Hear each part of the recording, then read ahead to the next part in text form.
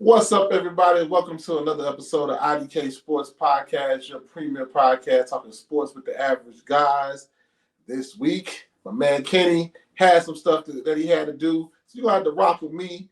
You got to rock with me, Anthony. And you know that we drop every Monday. Every Monday before I bring on my special guest. I got a special guest. I can't do a podcast by myself. Haven't done it in a long time, so we had to get a special guest. Had to call in a sub. But don't forget that we drop every Monday at 5 p.m. on wherever you get your podcast at. YouTube, Spotify, Amazon Music, iHeart. Amazon and iHeart, if you got Amazon Unlimited, all you got to say is, hey, Alexa, play IDK Sports Pod. And I promise you, we're going to pop right up. All episodes. We got more than 40 episodes out there right now. You also catch our YouTube channel where we drop the episode at 5 p.m. every day. And don't forget to follow us on Instagram at IDK Sports Pod. Now, like I said before, Kenny had something he had to do, so we had to call in the sub. And the sub that we called in, if y'all are new to the pod, the previous pod, I had this person on here before. So now, I'm going to bring them up as soon as I figure out how to use StreamYard again. Here we go. Had to bring up Pops to come back through again and talk HBCU, because you know when Pops is up here, that's all we talk is HBCU football, okay? We're going to talk HBCU NFL draft things. We're going to talk HBCU football landscape, what the draft did and everything, and who better to have than the HBCU grad itself, just like Kenny. Pops graduated from HBCU. I graduated from HBCU, so we got a little bit of insight into this, you know what I'm saying? So, first of all, Pops, how you doing? I'm good. Hope everybody's doing good. Good. So, going to get into it first. Before we get into the draft stuff, since you are an Aggie, and the people that know, the people that listen to the earlier pod, last year wasn't that great of a year. Things probably didn't go as planned. How do you feel about last year and maybe moving forward going into this new season? Well, I really ain't got no feelings about last year. It was rough. I didn't expect it to be quite that bad. But it's water under the bridge now. Hopefully, we got a new offensive coordinator, and hopefully guys got a little more experience, had a little more time to get acclimated. But bottom line is, can't win one game this year. Can't win two. Gonna have to at least win 4 or 5 this year. Yeah. Or it's not gonna be nice. I wouldn't make no. I like Coach, but I wouldn't make any big purchases if we don't win at least 4 or 5. Yeah, that's just the way it is. That's just the way it is. I know people think we lost a lot of guys. I know he lost a bunch of guys going into his first year, but to the transfer portal, that some really good players. But we can't look like we did. And if you don't win 4 or 5, and you look the same way, it's going to be rough, especially on offense. So hopefully we can get some passing offense. The running game was okay, but I got confidence in them. I think they can get it turned around this year and headed in the right direction. Yeah, is there any players that they brought in? I know, not too big on players till you see them play college, but some guys that might kind of excite you a little bit, excited to see what they might do? I'm just glad, they're still bringing back the young quarterback, KJ, the freshman.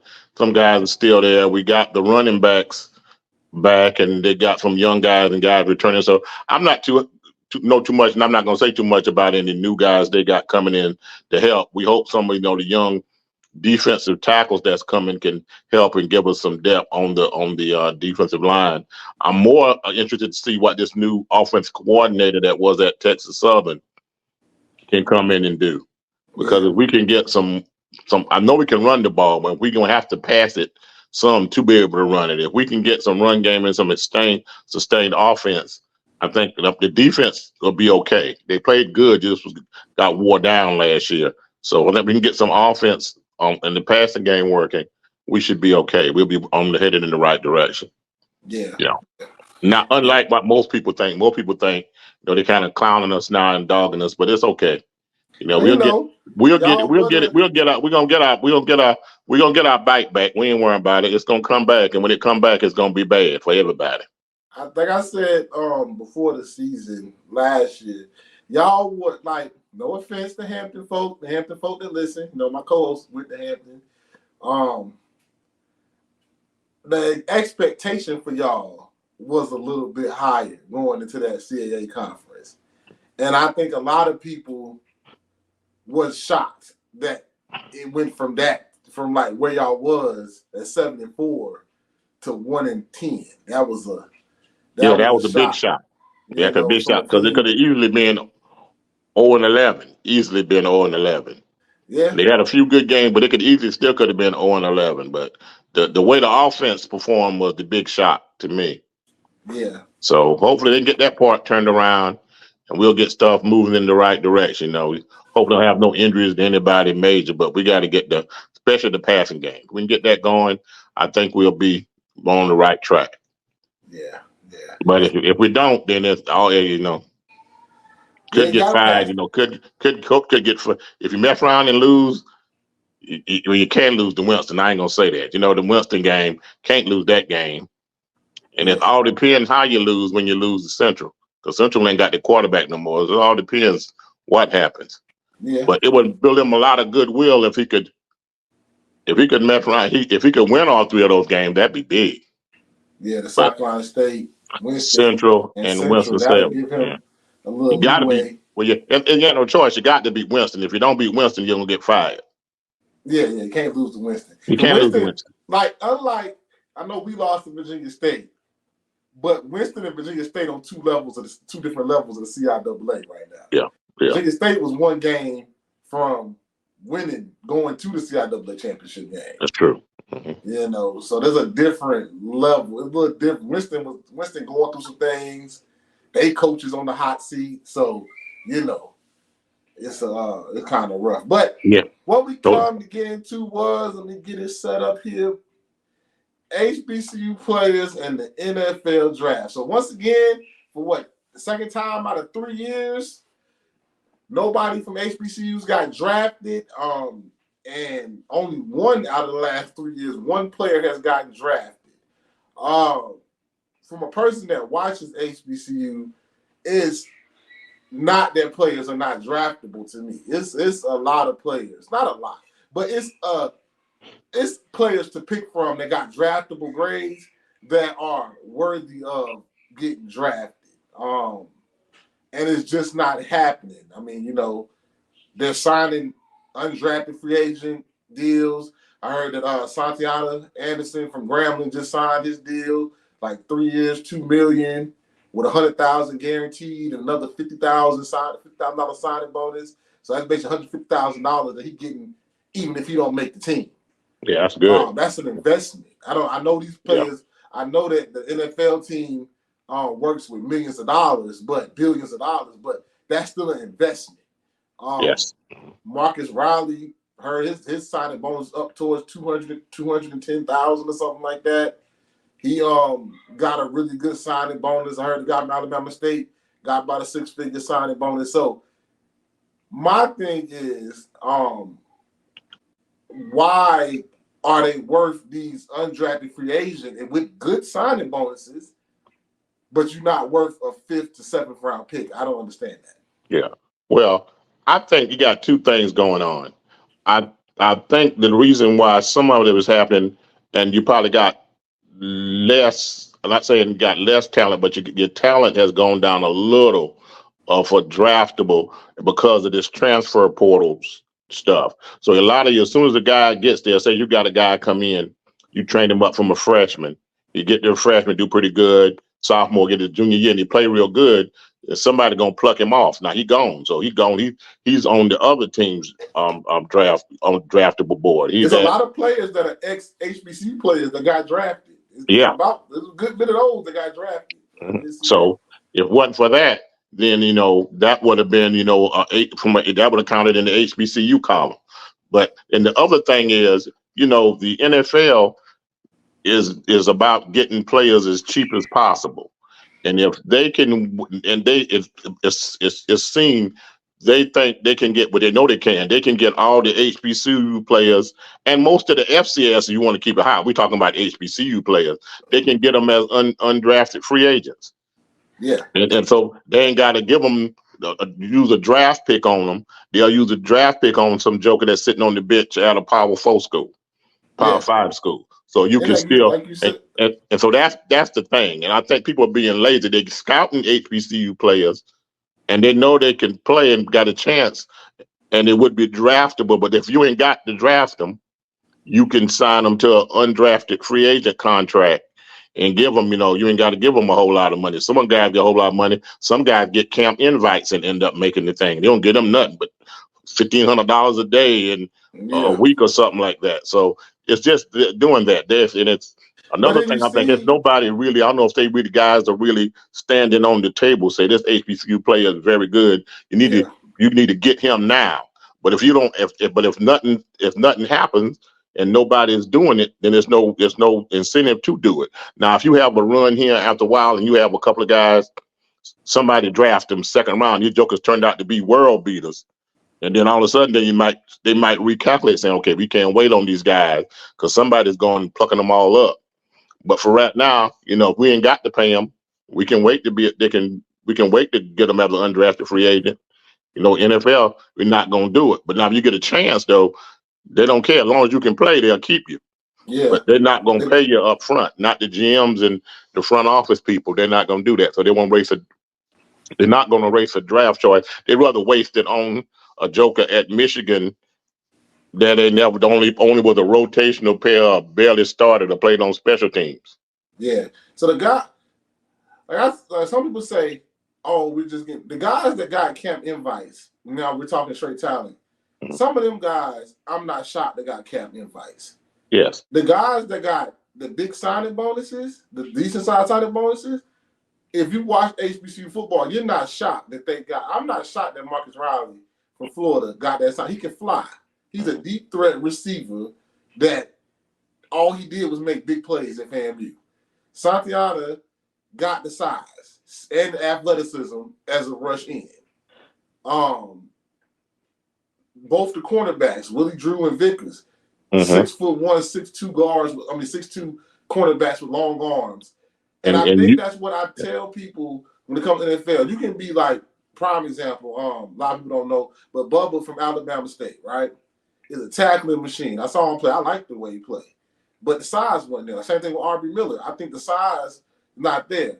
I'm talking about guys that got production and size not getting drafted. Like your boy, Willie Drew, over the past 2 years has 11 interceptions. That's a lot. I don't that's a care if lot of you're a interceptions. Yeah. D2, whatever you play. That's Yep. a lot of interceptions in two, and they know you the man. They know you the man.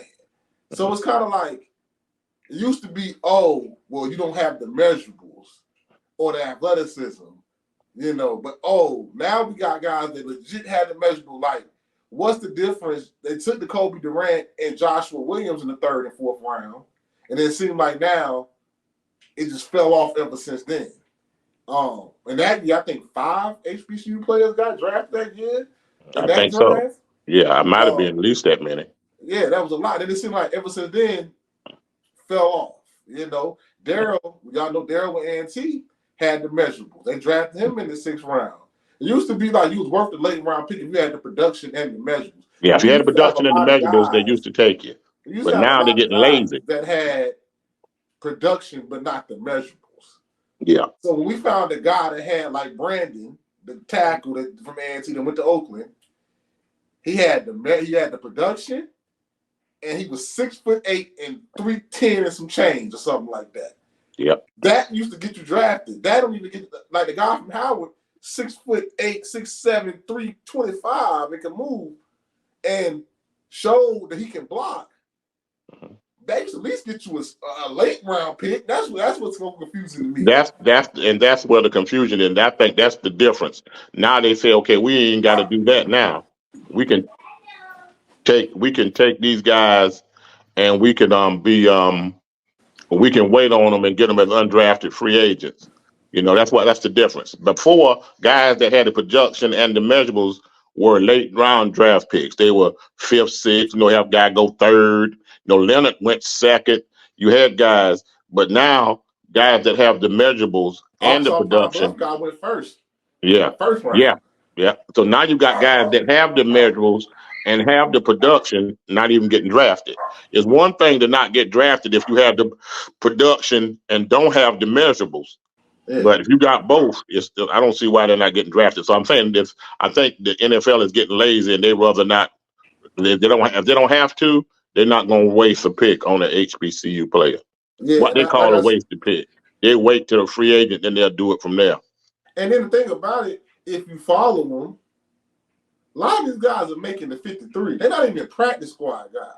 A lot of these guys, Marquise Bell, should, like I said, should have been drafted, had the measurables, had Yeah, the stats, 6'3" or 6'2" safety, could tackle, could cover, everything. Found out that he was one of the pivotal pieces when their linebackers went down. He played linebacker for them at his yeah. size. At his size, yep. So that You tell you know, right there. So and ain't no way he should not have been drafted. yeah, had a draft grade coming into the year. Was a preseason FCS All American. Um, and like Yeah, I know we just holler at HBCUs, but I will be remiss not to say that they're not drafting FCS guys at all neither. yeah. Very few of them It's get a whole drafted. thing. But I'm highlighting HBCU players because that's what I'm following. But back to what I said, like Deshaun for Norfolk State that went to Jaguars, made the 53 and was on the rotation his rookie year. You know, these guys are not, some of these guys in the rotation as undrafted. Like, so you got that many guys that's going undrafted, and a good amount of them are making the 53 in practice squad. That means it's talent down here. That means maybe you could have drafted them. Because if they make the 53 or the practice squad, that means that 6th or 7th round pick you probably pick most likely didn't make the team. Most picks in the sixth, most most picks in the sixth and seventh round don't make the team. Yeah. Yeah, But so then why not take the draft pick? Because like everybody say, oh, they still in the NFL, but it is something to have your name go across that ticker in the yeah. Everybody draft. want. Everybody wanted. That's why you know, both guys play football and think about playing NFL. They think about having them guys call their names, say with such and such. You know, you Yeah. think about that. You want that. You know, so you know, but they don't get it. But hey, the guys don't have to. And I'm not saying the scouts. I know they scout everybody because they send scouts to games. I know they still scouting everybody. And the scouts come back and jokers. Some of the jokers have draftable grades. But if they can sit back and wait, these GMs now and these people that work in the personnel office, they, even though whatever the scout says, they'll still sit back and say, okay, we like this guy, but we can wait to get him as a free agent. We ain't got to pay him like we ain't got to that will make us be able to pay him a lot less money.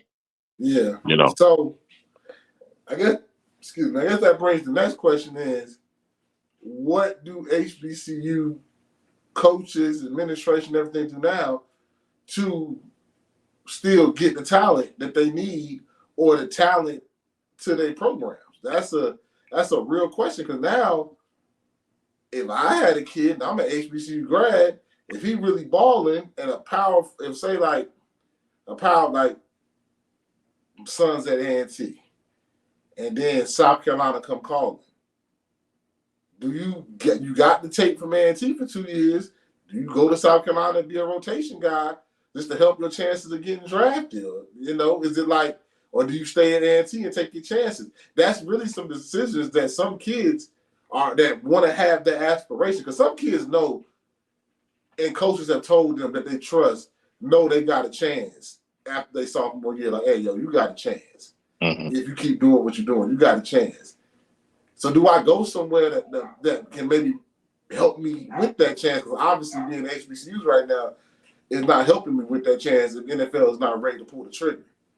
Yeah, well, you're right about that because you got like two things. You got to say, okay, am I going to stay? Okay, they didn't try to get me out of high school, which I Mm-hmm. thought I was balling out of high school, but they didn't try to get me out of high school. So I went to this HBCU, whatever, and the coaches there developed me, taught me how to play, and and I balled out, played real good, was a FCS All American, freshman All American, sophomore All American. They developed me. So now am I gonna? The choice is, but I want to get drafted. I'm thinking whatever I want to go by the NFL, most of the coaches in the HBCUs they got NFL experience. They either played in the NFL. Some of them was assistant coach. They know what it takes to get there. So you Yeah. got to decide. Okay, if I'm gonna stay here with the guys that wanted me and help develop me, and play this out, or do I want to go because I want to get drafted, make it a better chance? I want to get drafted. Do I transfer to this other school that got all these other guys there? And if I get there and something happens and it don't work out, I may be a rotational player, unless they want us to go there and start. Well, being a rotational player there for a couple of years and then go into the would I enhance my chance of getting picked, or do I want to stay the whole 4 years and just be balling out like crazy Yeah, and hopefully maybe pay against a FBS school and really show out. So yeah, I think that's the difference. These schools, especially the FBS D1 HBCUs, you really the way you got to work them, you got to get the guys in and say, hey, you can stay here, and you can make it. And you can't really tell them they're gonna get drafted. We tell them they can make the NFL, but then they can help some by scheduling. All of them should try to schedule some play at least one FBS school in their area. For yeah, them guys to say, okay, we gonna give you a shot. We're gonna play these guys, and when we play them, you ball out. That's gonna put you even more on the radar. And then yeah, if you could do that and play a couple of them, and like if you get a chance to, and the player really, even if y'all lose, the player shows out, then you might have a better shot. But that's all you can do. You can always, and it's going to depend on the character and how the guy sees it. And if a guy wants to leave, you really can't get mad at him.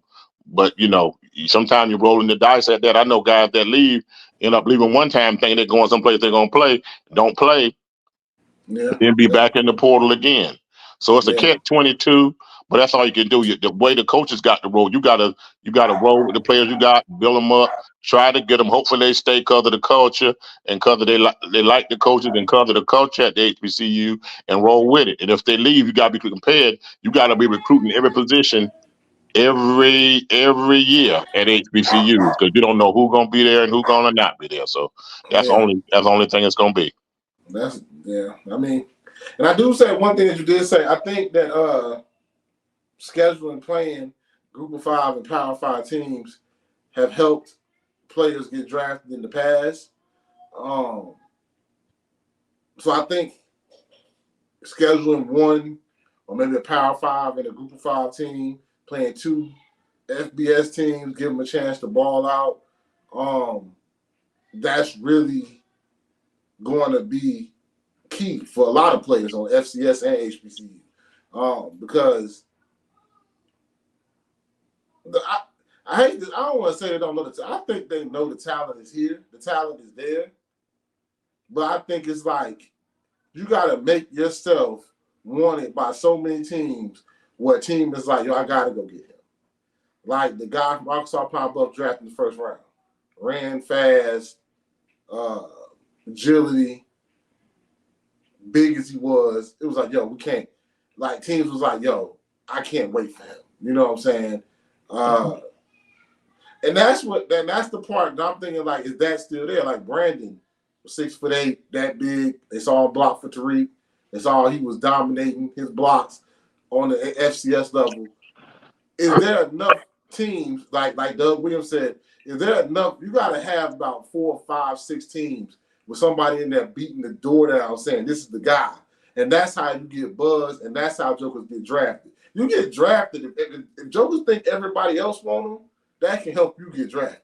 Like, oh, let me trade up to the fourth round. In the fourth round, I really like this guy. You can't get past the fourth round. You might not get this guy. That's how you get the GM to trade up them fourth round picks to go get somebody that they like. Because you need more than one team rocking with you. You can't be one team like, yo, I got you. Nah, you need about 32 teams in the NFL. You need about 10 of them teams to be like, yo, if you there, I'm going to take you. These teams talk. They know people who want people. That's how people get overdrafted, underdrafted, whatever. If I got 10 teams that want me, somebody gonna have to pull the trigger a little bit sooner. You have to draft. Can't wait for me to be undrafted. You might have to get me in the 6th round. Yeah, that's correct. You're right. But that's the thing. We got to build that buzz. How do you build that buzz for the HBCU player? Where like 10 or 12 teams, everybody wants him. He's good. We want him because you get 10 or 12. Somebody gonna say, okay, we really want him. We're gonna have to come up and get him before somebody else get him, and that's how you get drafted. But you got to build that buzz. You don't have the people on TV talking about HBCU players. You don't have the buzz or the scouts getting out there in the media and talking them up because they listen to that kind of stuff. Because that's why now not nothing against the young man, but JJ McCarthy from Michigan ain't had no business getting drafted that high. They talk. His coach talked them into it. His coach talked him in. That's how much they like his coach. His coach talked them into being a top 10 pick. Yeah.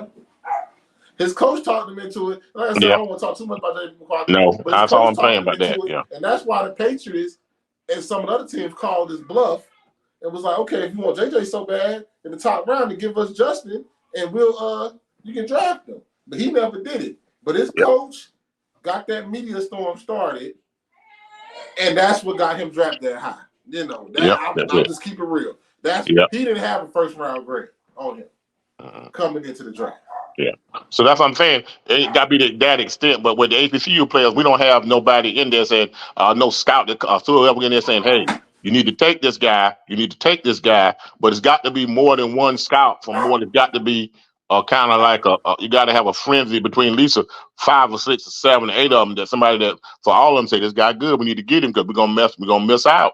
We're gonna miss out, and that's how you get drafted. That's how you're And gonna you get want more drafted. teams, so your price go up undrafted. Joker would draft for Joker because they don't want to pay. You gotta negotiate with a guy undrafted. Undrafted, yeah. I can pick where I want to go. Because see, like the guys that got undrafted this time that signed them big deals, the guys that tell you them teams would have drafted that guy if they would have drafted. Because who are you going to go when you going to do that and then you already going to sign them and give them $100,000 Yeah, guaranteed in the $50,000 signing bonus? You yeah. trying to make the guy feel better. All that is when they say, okay, man, I know he wouldn't draft you. You should have been drafted, Like, but here, let me throw this I'm on gonna you. tell y'all now. The Jets.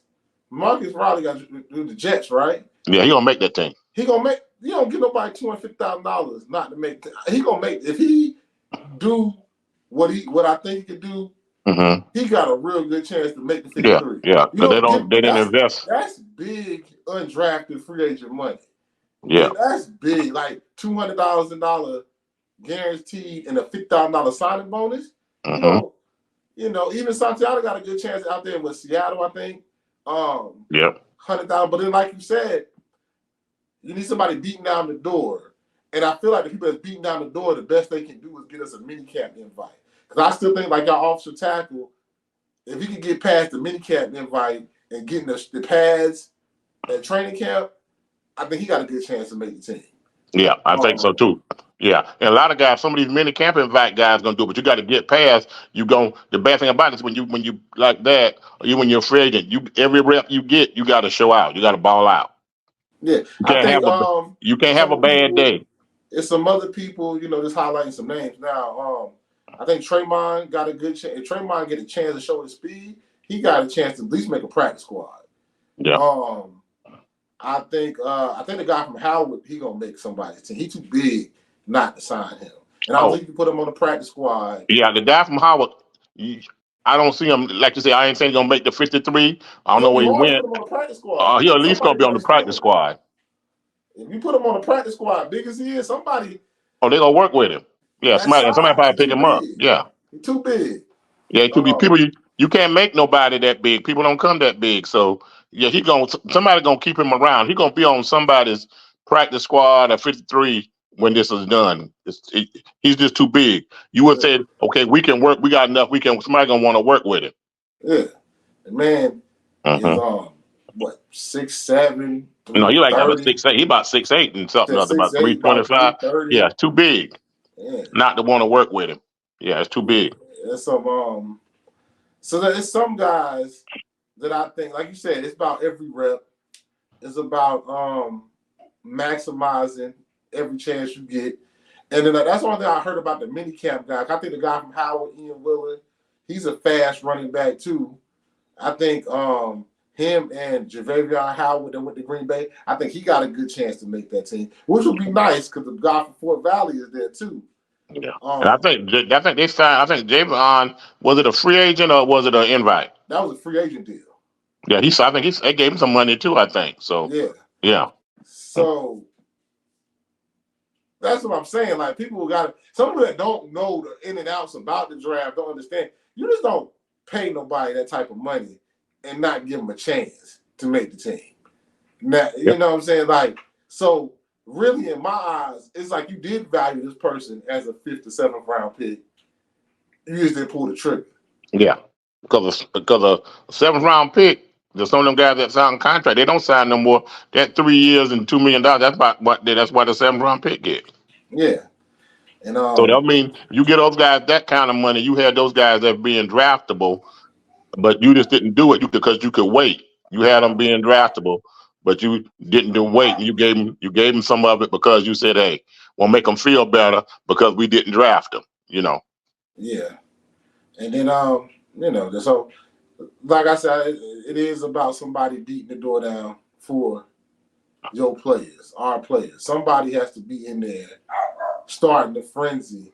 And I think it is people saying stuff, but they're not in the inside to get it. Like we can have Doug saying stuff and talking to his connects and other people talking to their connects. You need somebody inside that war room that they set up, Yeah. beating the door down like, hey, this guy's different. He's a different playmaker. Because I'm not trying to be funny, but I know it's the schools and popularity and whatever. Like somebody brought up, what's the difference between Keon Coleman and Shaq? No different. Just the school. The only difference, they run the same. They run. I think Shaq may be faster than him. They're the same size, catch the ball the same way. The only difference, Shaq went to South Carolina State, that played in the MEAC, and Keon Coleman went to And Shaq Florida got State. all them yards with no quarterback. I Yep. mean, I like the guy that was the quarterback, but Shaq did all that when them balls were not great. I seen him play. He was catching the ball, and that used to mean something. Like, I know you saw Darius Leonard live. I didn't see. I saw him on TV, but when you saw him play y'all, that y'all lost. I mean, y'all beat him, but you said he was the best. He was by far the best player on the field. Yep. Make all the tackles. Joe can make every tackle. Be on every tackle. You know what I'm saying? And then like he went to Clemson. Clemson played Clemson, the same thing. Same thing. You know, Hargraves, you couldn't move him. Remember that defense? You couldn't move that joker out the way. Yep. Yep. Good You move. And that used to be like the stand for something. Like Shaq had some Power 5 games, but he was against South Carolina. I think he caught for like 150 yards, something like that. Yeah. Yeah. It's the only. They say the only difference between them two players is the school they went to and the conference they played in. So that tell you they put more weight on that at because he was in a power 4 conference in the ACC and Shaq was in the MEAC. Because you switch them and Coleman was in the MEAC, he would have been an undrafted free agent. Yeah. They've been an undrafted, just like the run, just like they said Riley and some. They compared Riley and somebody, and they said if you switch teams, they the same guy. They're the same guy. Just one was at HBC, the other one was at a Power 4, and so he get the big signing bonus. He get drafted 3rd or 4th round, and your boy had to be a free agent. So that's just the way it is right now, and all these. Hopefully, it could change for him, But the biggest thing is if some of these guys, get it. If you guys get the thing in their head, said, okay, nobody else didn't want me when I came out of high school, so I'm gonna stick here and I'm gonna play this out and and Yeah. and, and ball out. And then some of those guys happen to get drafted high, but that's the hard part because guys seeing jokers ain't getting drafted, so they want to jump. So it's Yeah. going to depend on the players. Yeah. It's going to definitely depend on, Uh-huh. it's going to take some players staying, which Yeah, I don't see that happening me no neither. time soon. I'm Not very sorry. many. I ain't gonna lie. I got people on our team right now, and I'm praying that stay past this year. But I Yeah, understand. I don't wish nothing. Wish them and everything. as bad Wish as them the our team best. was last year, there's a couple of guys on our team. Yeah, Because there's a freshman All-American on our team. After this year, they ball out again. yeah, Like be gone. yeah. And I wish the boys nothing but the best when they leave. Yeah, There's some guys that really left, like Tank Dell that played for the Texans. He started at Texas Southern, I think, yeah. I before he think went so. to Yeah, Houston. There's a lot of guys that got drafted this year started at HBCUs before they got. So it's cool to say that, but it is something when you say when that ticker says such and such from HBCU school is yeah. different. That's Different. what is going to be on their player cards and all that type of stuff. It's okay to say yeah they started at HBCU, but like you wanted to say your actual school name. You know what I'm saying? Exactly. Exactly. That's really what it is. Cause like think about it, Shador get drafted. Shador started at to be a first round pick. He started at Jackson State. But they ain't gonna It's say gonna Jack. say They're gonna say Colorado. Colorado. Yeah. Yeah. You know, So so that's just the way it is, you know. But get it to change. It's gonna take some guys that sticks out the whole 4 years at a HBCU, you know. yeah, And you're gonna get one or two that do it, but you know, I'm not saying nothing bad about the kids, but most of them probably ain't gonna do that if they come calling. Plus, you get the chance to get drafted. Plus, they're gonna offer you money too if they want yeah, you bad enough. yeah, Yeah. yeah. So before we wrap this up, put you on the spot here since y'all don't compete in the MEAC or SWAC anymore. What is your way too early Celebration Bowl picks? Way too early Celebration Bowl pick. Well, for the SWAC, I'm gonna say Alabama State. Uh-huh. And for the MEAC,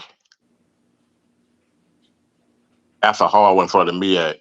For the MEAC, It's only I'm gonna six say, games. huh? It's only six I teams. know yeah, only 6 games, but I'm gonna say, let me see. I'm gonna say it's gonna be. I can't pick one. I'm gonna say it's gonna be in between um Central, uh, Morgan, and I'm gonna throw a long shot in there, Norfolk State. Yeah. I think And the SWAC stay cooking in here. The SWAC, I give people a roundabout. I say Alabama State is my front runner just because I know what they want to do, and I think they're gonna probably have the best quarterback in the conference, and that means a lot in that conference. yeah, Um, I think it's gonna be Alabama. I personally think the Magic City Classic is gonna determine who wins that division. I think A&M got something to tuck for people. I think they're a little bit better than people give them credit for because other teams are kind of down. for the I coach don't sake, see. I hope so. Yeah, he needs it. But I think that Jackson is kind of in a true rebuild now. I think Fam is in a rebuild, and then Valley ain't that great. Valley is Valley, but Well, you're right. But what you're gonna find out, I think, a lot of these teams, you're gonna find out a lot by these first games. That very first week 0 game between Norfolk State and Fam. If Norfolk State beat Fam, it's gonna be some serious pressure down there in Fam. yeah, it At is. Fam, it's gonna be some I serious. personally think now talking about Fam, I think that game, and I think some of these family fans writing off Bethune kind of real heavy. I think I kind of like some of them transfers he got coming in from the FCS and FBS. They had a really good defense last year. They just didn't have no quarterback, and they didn't have no offense. They said the quarterback was hurt. So sometimes you don't need to have the greatest quarterback to win games in HBCU football. You just got to have somebody who turn the ball over. You Yep. can run the ball, play good defense. That's why I like Alabama State. Alabama State gonna run the ball, play good defense. And I make think make PV the pass probably, plays when you need to. All you need enough passing yards to keep people honest. yeah. And then I said like in the MEAC, I want to throw us in there, but that's like a long shot. But I know the talent a little bit more than other people know, seen them more. If they ascend how they supposed to, we can have a chance. I like Morgan because they brought a lot of their defense players back. And that defense was crazy good last year. If they can find a quarterback that play better than they did last year, Morgan gonna be tough. Morgan could have beat 2 FBS schools last Yeah, year. last year They they've got beat to score more Richmond. than 12 points. If they can get the Yeah, offense where they can score average about 20, yeah. Central is all about what Walker Harris is gonna do. They say he can sling it. They say he can throw it. we gonna see. And that's a good one. Then South Carolina State just can't pick it. I don't know what they have. They got Phoenix back, which is if Phoenix play like he played at Benedict, I don't know. But they said they kind of light on the defensive line though. So I don't know. You gotta see. I don't know what South Carolina State has. Yeah, and you can say that the coach is a good coach. You give him credit for being a good coach, and they got the guy that know how to run his system. But that was D2. This right here is this Division 1 FCS, And you know when they got to the playoffs, not saying nothing bad about them, they got drugged by teams in the playoffs. Yeah. But I do So agree with you. Week 0 is going to send shockwaves through both conferences because nobody expects us to go down to Atlanta and beat them boys. If we go yeah, down there and beat them boys, they're going to put some people on notice. yeah, and it's gonna put a lot of pressure. And there's really no pressure. The pressure, but I put a lot of pressure on Cozy at FAMU if they go to that week 0 game, because everybody might well say it, everybody think they're gonna drag y'all, Yeah, drag Norfolk State. yeah, If Norfolk State mess around and beats them, you can call it upset. But you won't say upset. I say upset. If they upset and beat them, that's gonna put a lot of pressure on Coach Coles, and that might set the trajectory for their whole season. yeah. That could be a rough one. So it's a lot of good storyline, but I do agree with the Alabama State one. I think Barnett being added to it with body, I think makes his offense a little bit better. I think the quarterbacks they had, like Demetri Davis, but I think Body is probably gonna be the best. If he plays like he is, like I think he is the best quarterback in the SWAC, then it's gonna be tough to beat him. Yeah. Yeah. If he's got to play, he ain't got to be no superstar. If he don't try to do too much and they don't throw the ball around the yard no 40 times and they Yeah, play the defense like they've been playing and can run the ball, they yeah, got a really good shot. If the defense stay the same, the defense be similar, they should be right there when it come time to deciding that championship because they're in the west or the east. they in the East. I want East. to say. Yeah, because I think it's wide open. I know Jackson, but Jackson is rebuilding. And like you said, FAMU, we got to see it. Yeah, Yeah, like I said, in the MEAC, like I said, I did tell people though. I said if Morgan finds a quarterback, like they think they got that I forgot that D'Anthony. Oh, I forgot his last name. If he plays better, like they think he's gonna play, and they can put up points with the defense they got returning, I said Morgan can be like Central and mess around. They're gonna beat people. They're gonna beat them because you can't score. You're not gonna run the ball on them, and it's gonna be hard to score on them. If they can put up 20 points a game, they could be a hell of a team to beat. It's gonna be yeah, hard to beat them. yeah. That's the They put only up reason why they lost to Eastern Michigan and the other team they play because they couldn't put up enough points. They couldn't put exactly. up enough points. Yeah, If they can put up points, they got it. They it's got gonna it. be hard to beat them. Now I ain't gonna say they're gonna. I don't think nobody's gonna go undefeated Nah, not in the MEAC, undefeated, but but it's gonna be hard to beat them. It's gonna be hard to beat them if they can score points everything stay the same. I can see them because they got plenty of opportunities now. Like they're playing Hampton, they're playing Townsend, they're playing like some good FCS teams, which would be good if they beat Townsend. That'd be the first time they beat Townsend, I think, in a decade. Yeah. So, Well, if they're gonna be where they think they're gonna be, they got to beat Townsend this year. yeah, you got to beat Townsend. Townsend might have a rough go with it because we play Townsend too again, and we ran down their throat last year. Yep. Ran it down their throat. Was the coach second year there too though? Yeah, he was a new coach last year too. So Yeah. And yeah. then you know what I'm saying? So since we already talking, so what do you think y'all finish middle of the pack? What would you be a happy season for our CAA world for the Aggies? Well, to be truthful with you, I would like to win a couple of my. If we went 6-6, that would be amazing. Yeah. But anything up there, we can go. I would like to win. You want to be always want to beat Central. You want to beat South Carolina State, but we need to win some CAA games. If we beat Hampton, win some CAA games. We can go 6-6. Want to And beat be in the Hampton middle at of the pack. homecoming. Want to beat Hampton at homecoming. Got to beat Yeah, it Hampton at got to win homecoming. homecoming. We only lost one. We don't lose homecoming that often.